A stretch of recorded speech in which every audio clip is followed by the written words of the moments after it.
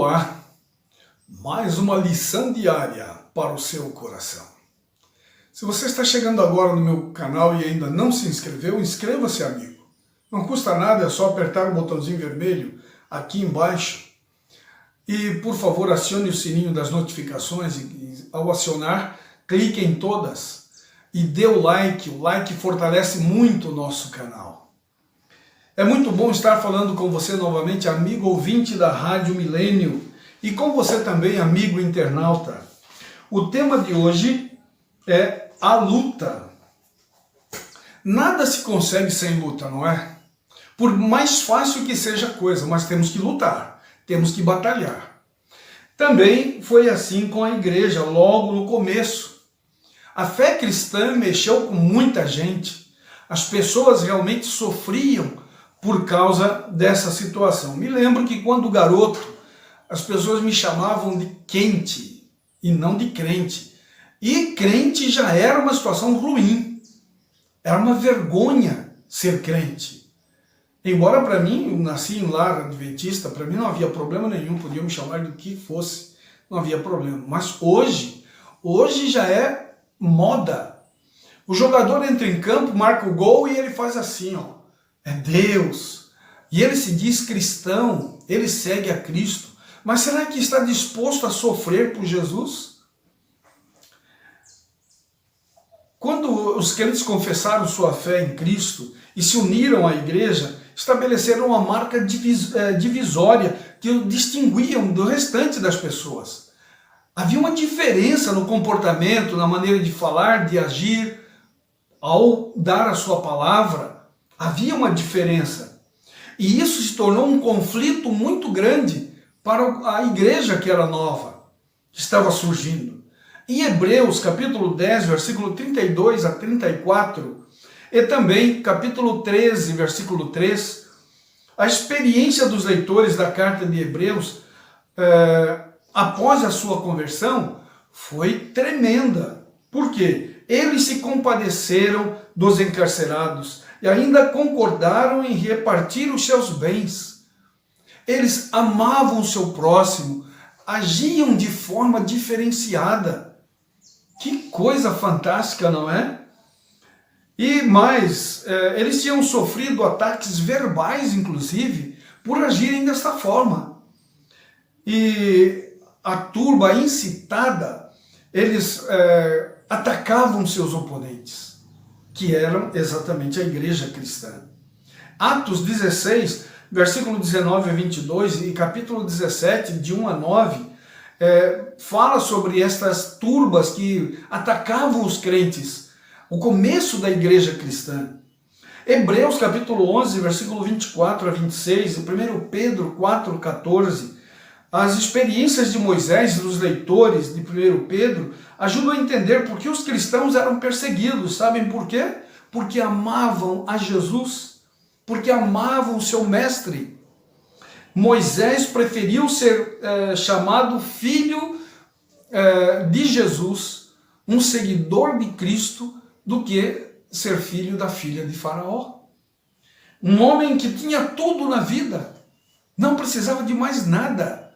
No entanto, ele estava disposto a seguir a Jesus, custasse o preço que fosse. Ser desprezado por causa de Cristo é uma glória para um ser humano. Significava identificar-se com o Mestre, com Jesus. Então valia a pena, de fato, a gente sofrer por amor a Jesus. E mais, a animosidade pública contra os cristãos era resultado do seu compromisso religioso e de forma distinta. Eles amavam a Jesus, eles pregavam o Evangelho de forma corajosa, não tinham medo de nada. Preste atenção nisto aqui. Em suma, ao considerarmos Hebreus como uma palavra de exortação, a conclusão parece inevitável. A epístola foi escrita, pelo menos originalmente, como um sermão. Os elementos da carta que apoiam essa conclusão são, primeiro, o uso do pronome da primeira pessoa do plural, ou seja, nós. Ninguém usava a primeira pessoa do singular, eu, mas todos os cristãos falavam nós. Segundo, as referências ao ouvir e falar. Então, as pessoas, como elas agiam, eram contados sobre elas.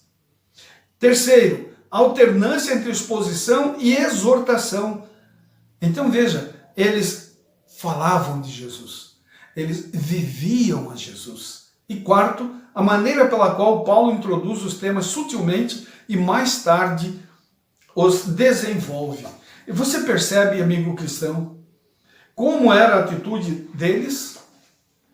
Eles pagavam o preço, exatamente porque eles amavam a Jesus. Era o começo de uma igreja vencedora. Olha só, no Egito, como bem-sucedido chefe militar e favorito do rei e da nação, Moisés estava acostumado a receber louvores e adulações.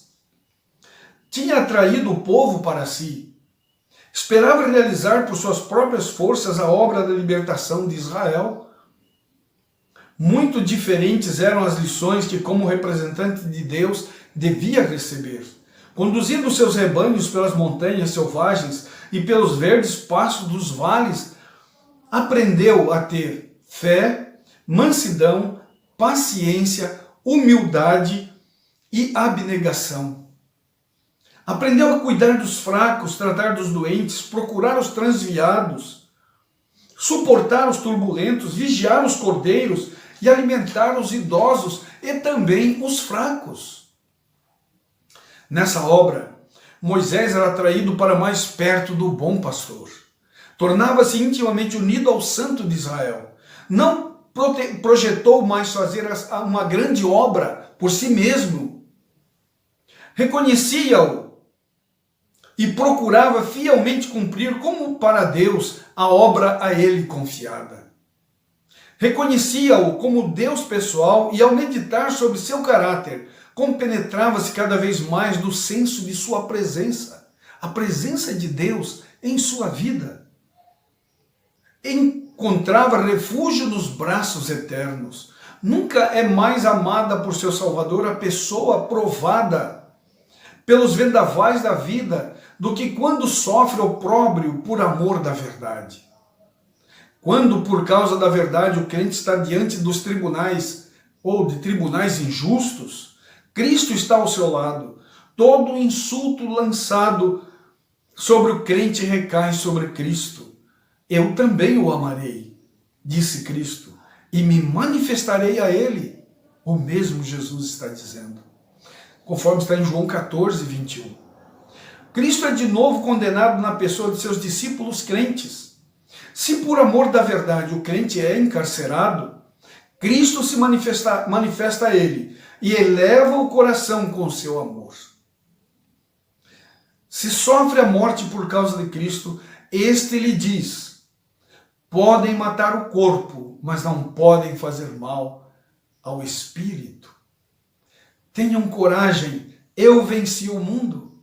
São João 16, versículo 33. Sabem, quando você ama Jesus, você faz, simplesmente faz. Você não propaga isso que você faz. Você não acha que você é o melhor, porque é Deus que está agindo em você, em mim.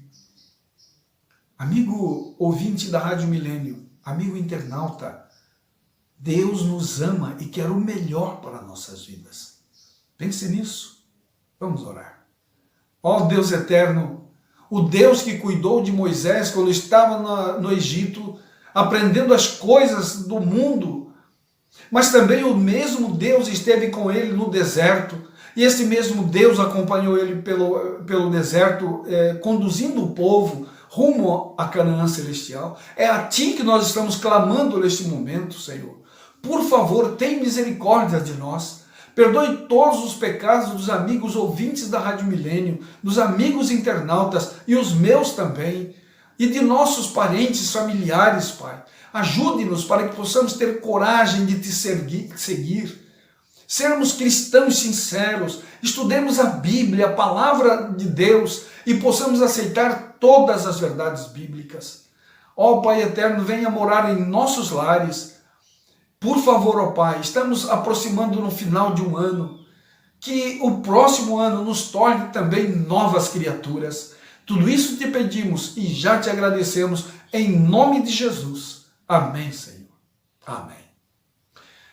Você pode continuar nos ajudando. Envie esse vídeo para seus amigos, colegas de trabalho, de escola.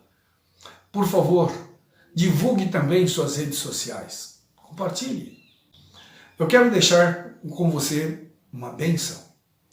O Senhor te abençoe e te guarde. O Senhor faça resplandecer o rosto sobre ti e tenha misericórdia de ti. O Senhor sobre ti levante o rosto e te dê a paz. Um forte abraço. Até o próximo vídeo.